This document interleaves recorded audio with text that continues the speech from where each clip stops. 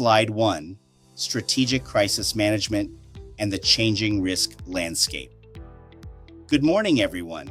Today, we begin our discussion on strategic crisis management, one of the most important leadership competencies in today's business environment. Regardless of whether you become a corporate executive, a government official, a hospital administrator, or an entrepreneur, one thing is certain: you will eventually face a crisis.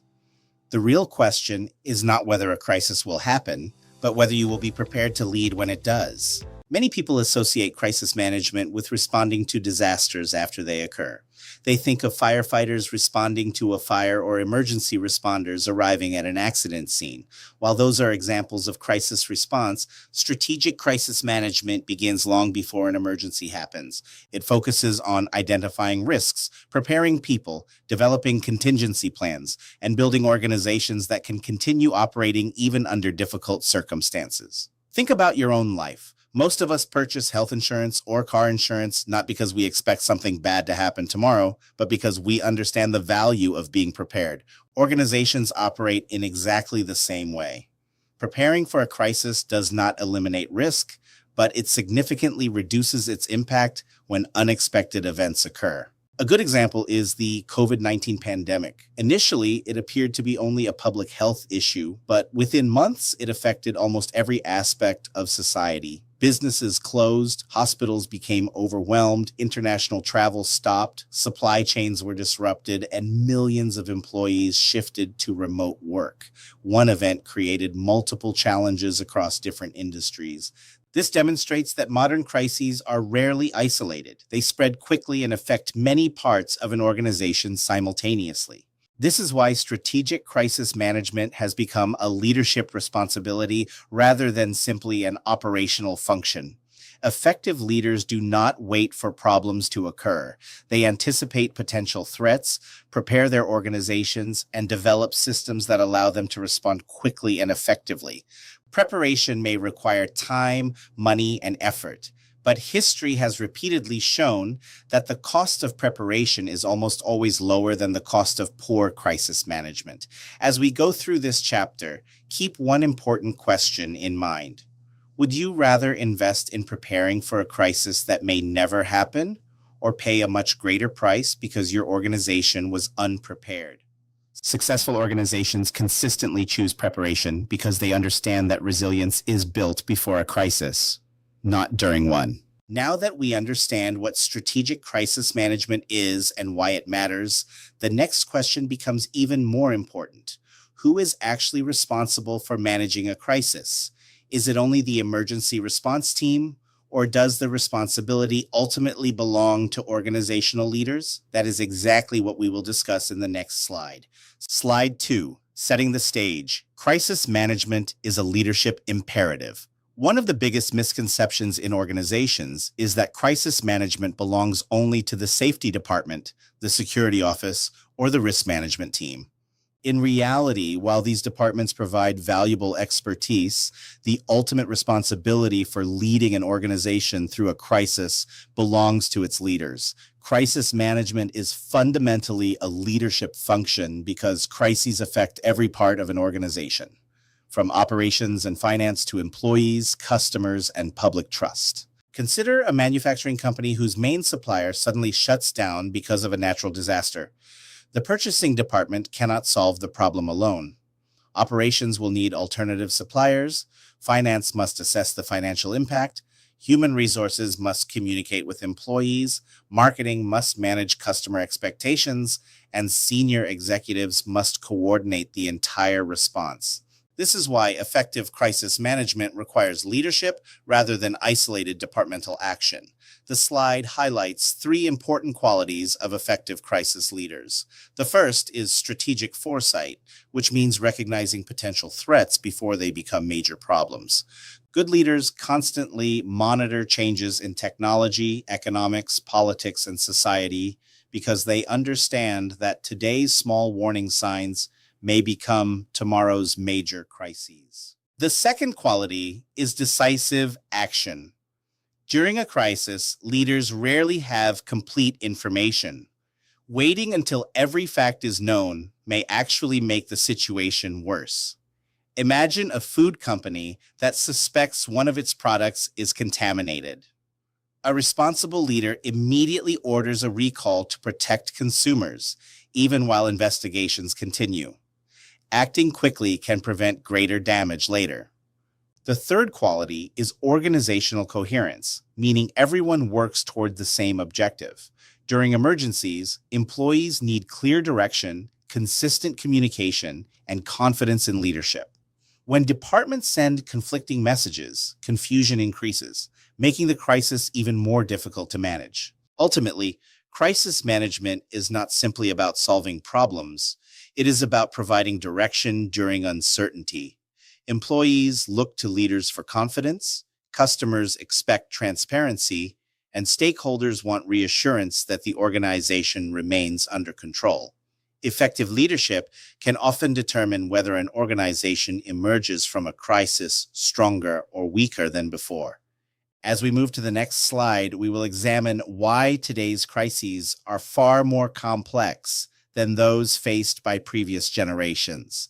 Understanding this changing risk environment is essential for every future leader. Slide 3, the evolving risk environment, traditional emergencies versus novel cascading crises. The risks organizations face today are very different from those they encountered several decades ago. Traditional emergencies were often localized and relatively predictable. A fire affected one building, a flood damaged one facility, or a labor strike disrupted one factory. Organizations usually had established procedures for responding to these situations, allowing them to recover within a reasonable period. Today's crises are much more complex. They are often cascading crises, meaning one problem creates a chain reaction of additional problems. Instead of affecting only one department or one location, modern crises spread across organizations, industries, and even countries. The COVID-19 pandemic provides one of the clearest examples of a cascading crisis. What began as a health emergency quickly became an economic crisis, a supply chain crisis, an educational crisis, and a labor crisis. Manufacturers struggled to obtain materials, airlines canceled flights, schools shifted to online learning, and hospitals faced overwhelming demand. One event created consequences far beyond its original cause. Businesses experience similar situations every day. Imagine a technology company that depends on a single overseas supplier for computer chips. If that supplier suffers a cyber attack, production stops, customer orders are delayed, revenues decline, investors become concerned, and competitors gain market share. The original cyber attack occurred somewhere else, yet its effects spread throughout multiple organizations. This is why leaders must think beyond the immediate problem. Instead of asking only, what is happening today? They must also ask, what other consequences could this event create tomorrow? Strategic leaders understand that every crisis has first-order effects, which are the immediate impacts, and second-order effects, which are the broader consequences that often cause even greater damage. The interconnected nature of today's world means that organizations can no longer prepare only for isolated emergencies.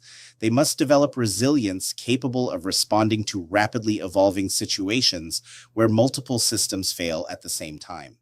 This shift from traditional emergencies to interconnected crises represents one of the most significant leadership challenges of the 21st century. In the next slide, we will explore the major forces driving this transformation.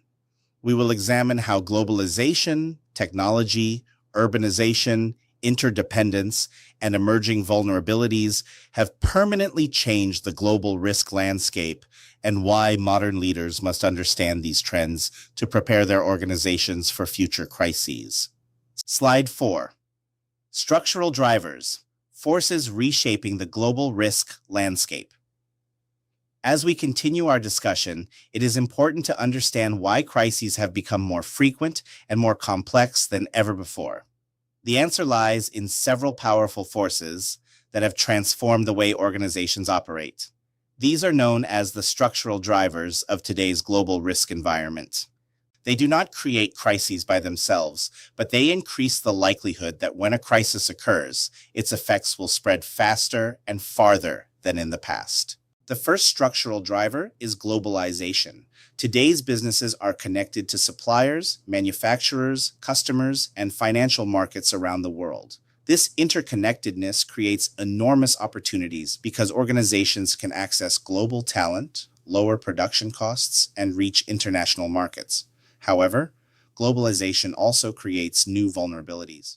A disruption in one country can immediately affect businesses in many other countries.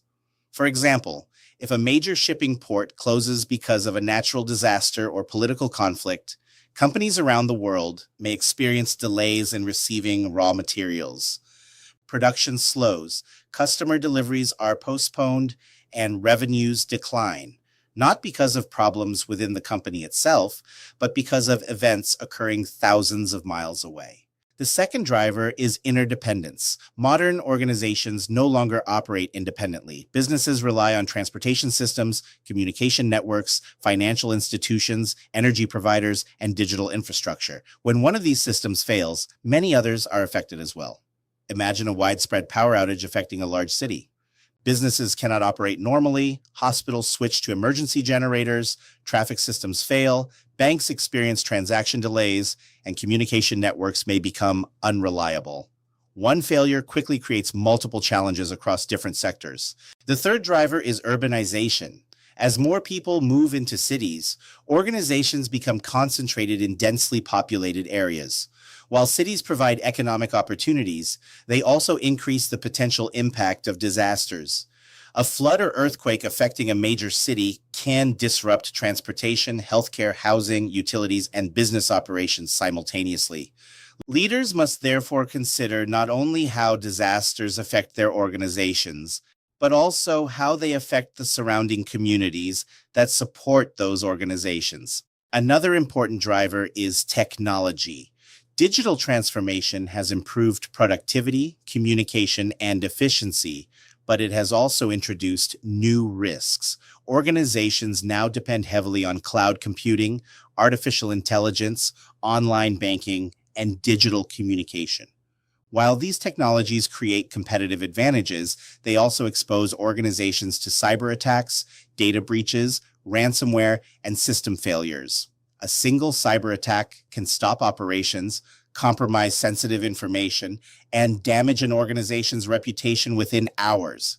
Technology has become both one of the greatest strengths and one of the greatest vulnerabilities of modern organizations. Finally, we must recognize the emergence of new vulnerabilities. Climate change, geopolitical tensions, cybercrime, misinformation, and rapidly changing technologies present risks that previous generations of leaders rarely encountered. These risks often have no historical playbook, meaning leaders must make important decisions without relying on past experience. This is why adaptability and continuous learning have become essential leadership skills. Together, these 5 structural drivers explain why today's leaders must think beyond traditional risk management. Successful organizations continuously monitor changes in the global environment because they understand that the next crisis may originate from economic, technological, environmental, political, or social changes occurring anywhere in the world.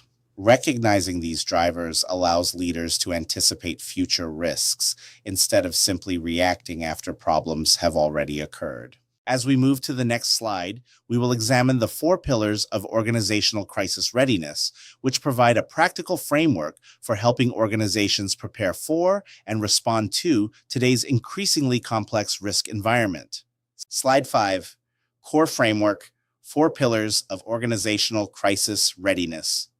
Now that we understand how the global risk environment has changed, the next question is, how can organizations prepare themselves? The answer lies in the 4 pillars of organizational crisis readiness. Think of these pillars as the foundation of a strong building. If one pillar is weak, the entire structure becomes unstable. Similarly, organizations must strengthen all 4 pillars to effectively manage crises. The first pillar is strategic risk. This involves identifying and prioritizing the risks that could prevent an organization from achieving its long-term objectives. Effective leaders regularly assess both internal and external threats, including financial risks, cybersecurity threats, natural disasters, regulatory changes, and market disruptions. Risk assessment is not simply a compliance exercise, it is an essential part of strategic planning. Organizations that understand their risks are far better prepared to respond when unexpected events occur. The second pillar is crisis readiness. This refers to an organization's ability to recognize a crisis quickly and respond effectively. Having emergency plans stored in a filing cabinet is not enough.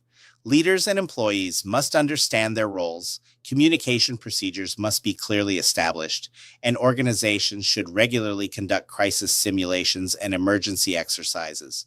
Just as pilots use flight simulators before flying real aircraft, organizational leaders should practice responding to potential crises before they actually happen. The third pillar is business continuity. Every organization has critical functions that must continue even during emergencies. For example, hospitals must continue treating patients, banks must continue processing financial transactions, and utility companies must continue providing electricity and water.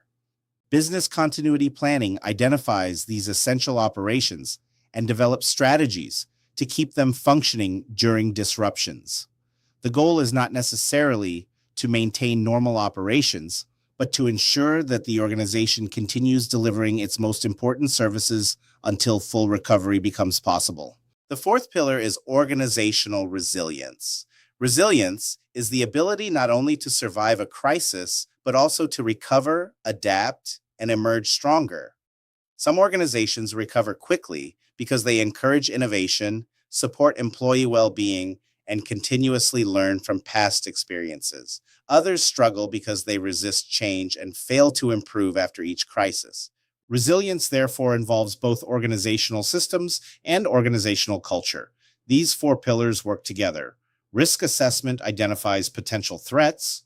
Crisis readiness prepares the organization to respond.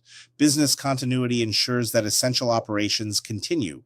Organizational resilience enables long-term recovery and continuous improvement. When these four pillars are integrated, organizations become far more capable of navigating uncertainty. In the next slide, we will apply these concepts to a realistic business scenario and examine how one seemingly small disruption can quickly evolve into a much larger organizational crisis. Slide 6. Opening case study.